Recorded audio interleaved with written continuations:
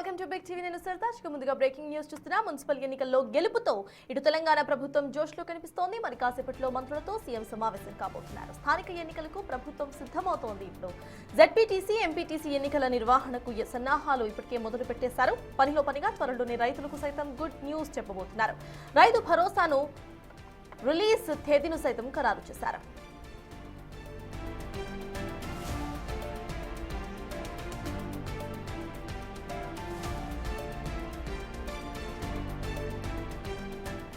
ఇదే అంశంపై పూర్తి డీటెయిల్స్ మా ప్రతినిధి వాసు అందిస్తారు.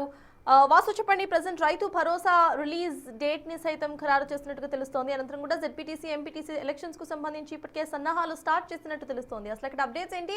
ఎలక్షన్స్ ఎప్పుడు వచ్చే అవకాశం ఉందనుకోవాలి? సిచ్యువేషన్ ఏంటి వాసు? మున్సిపల్ ఎన్నికలకు సంబంధించి కూడా కాంగ్రెస్ ప్రభుత్వం అధిక స్థానాలు గెలుచుకున్న నేపథ్యంలో కూడా త్వరలోనే జెడ్పీటీసీ, ఎంపీటీసీలు కూడా నిర్వహించాలని కూడా ఇదే జోష్లో ముందుకెళ్లాలని ముఖ్యమంత్రి నిర్ణయించినట్టుగా తెలుస్తోంది. మరి కాసేపట్లోనే ముఖ్యమంత్రి రేవంత్ రెడ్డి మంత్రులతో సమావేశంగా ఉన్నారు. జూబ్లీహిల్స్ తన నివాసంలో కూడా ఈ భేటీ జరగబోతా ఉంది. అయితే మరోపక్క రైతు భరోసాకు సంబంధించి గత కొంతకాలంగా యాసంగి పంటకు సంబంధించినటువంటి విషయంలో కూడా రైతు భరోసా రాష్ట్ర వ్యాప్తంగా ఎదురుస్తున్న నేపథ్యంలో కూడా ఆ తేదీ కూడా రైతుల ఖాతాలో నగదు జమ చేసేందుకు కూడా తేదీ ఖరారైనట్టుగా సమాచారం అవుతుంది. 9,000 కోట్ల రూపాయలకు సంబంధించినటువంటి నిధుల సమీకరణ కూడా ప్రభుత్వం ఇప్పటికే చేసినట్టుగా తెలుస్తా ఉంది. ఫైనాన్స్ శాఖకు దానికి సంబంధించిన వివరాలు కూడా అందించినట్టుగా తెలుస్తా ఉంది. కాబట్టి ఈ నెల 17వ తేదీ నుంచి ముహూర్తం ఖరారు చేసినట్టుగా తెలుస్తుంది. 17వ తేదీ నుంచి రైతు భరోసా నిధులు రైతుల ఖాతాలో జమ చేసేందుకు తెలంగాణ ప్రభుత్వం సిద్ధమవుతున్నట్టుగా సమాచారం అవుతుంది. ఇక మంత్రుల సమావేశం ఈ రోజు చాలా కీలకంగా కాబోతోంది.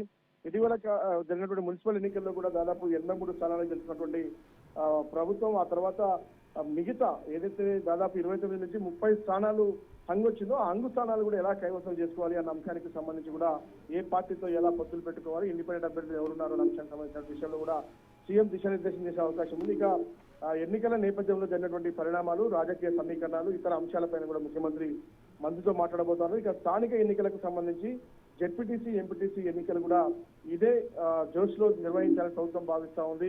ఎందుకంటే రైతు భరోసా నిధులు జమ చేసి జెడ్పీటీసీ, ఎంపీటీసీ ఎన్నికలకు వెళ్లే విధంగా కార్యాచరణ రూపొందించినట్టుగా సమాచారం అవుతుంది. కాబట్టి దానిపైన మంత్రుల సమావేశం తర్వాత సీఎం ఒక క్లారిటీ ఇచ్చే అవకాశం ఉంది. అవసరమైతే మీడియా సమావేశాన్ని కూడా ఏర్పాటు చేయబోతున్నట్టుగా సమాచారం. అంటే ప్రధానంగా ఏదైతే హంగొచ్చినటువంటి 3 కార్పొరేషన్లు, మిగతా దాదాపు 30 పైగా మున్సిపాలిటీలకు సంబంధించి ఎలా కాంగ్రెస్ పార్టీ కైవసం చేసుకోవాలి అన్న అంశంతో పాటు ఇక రైతు భరోసా నిధుల జమకు సంబంధించిన మరో విషయం, ఇక జెడ్పీటీసీ, ఎంపీటీసీ ఈ 3 అంశాలపైనే ప్రధానంగా చర్చించే అవకాశం ఉంది.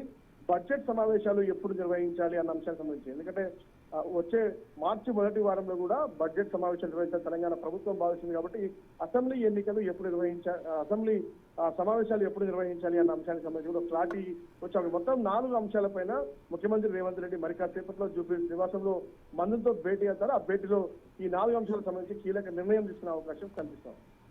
Thank you Vasu.